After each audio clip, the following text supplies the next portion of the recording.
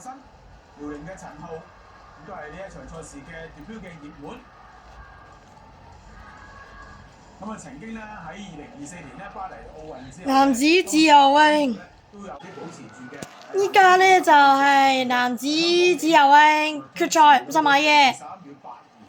佢覺得咦自己嘅狀態都喺座街直播緊啊，各位觀眾。所以咧決定咧繼續去參加比賽，咁啊出現咧喺今次呢個就係15屆全運會當中嘅。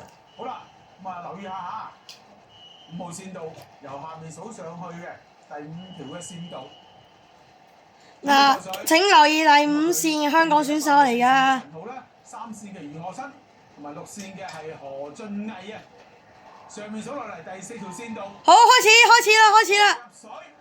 哦，加油香港，加油！睇下邊個領先，邊個贏？有機會破亞洲紀錄，各位觀眾記住，佢會唔會破亞洲紀錄？會唔會破？有機會！哇！破亞洲紀錄啊！見到啊！